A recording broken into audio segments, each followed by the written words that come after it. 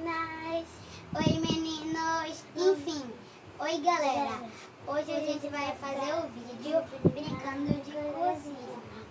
Então, se vocês gostarem desse vídeo, já aperta naquele like e acompanhe o vídeo aí. Aqui tem essas bolachinhas. Tem essa e tem essa. Tá? Aqui tem ketchup. Esse aqui, ó. Pode ver? Já é grandonado.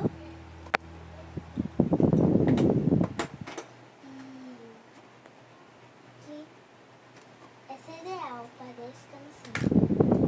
Cereal. Aqui tem essa mamadeira. Foi ela que botou. E tem essa colherzinha aqui que sorvete. Aqui tem duas taças. Aqui tem essa panelona, que é meio grande. E tem essas coisinhas aqui, que é um risoto e outro de água. Aqui tem prato, panelinha, aqui tem talheres e uma forma de bolo. E tampas.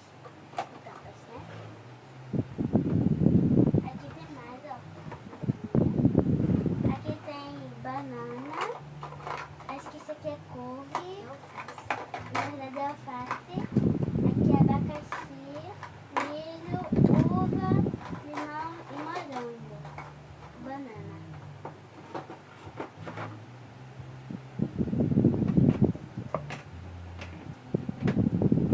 Aqui na parte de cima, essa parte daqui tá vazia porque não teve nada pra gente botar. Aqui tem um bolo de chocolate. Aí tem esse cupcake também de chocolate, que ele tem um segredo. Ele abre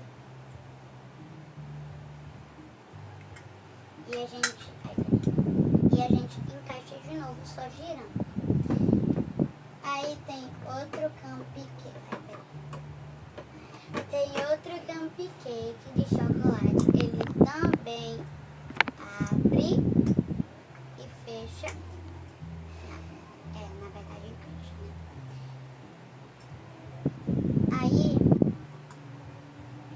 deixa eu botar aqui tem um brigadeiro, na verdade um brigadeirão. E ele abre, diferente dos outros, porque isso eu ganhei no aniversário.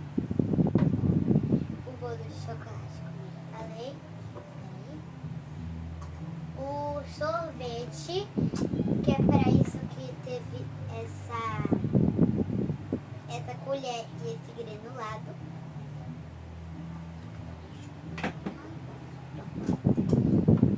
Aí ali atrás, ó, tem um gelo. Na verdade, um porta-gelo. E não tem nada.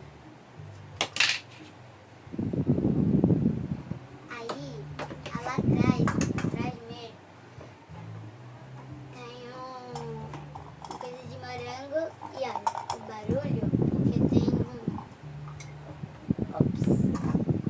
tem borracha.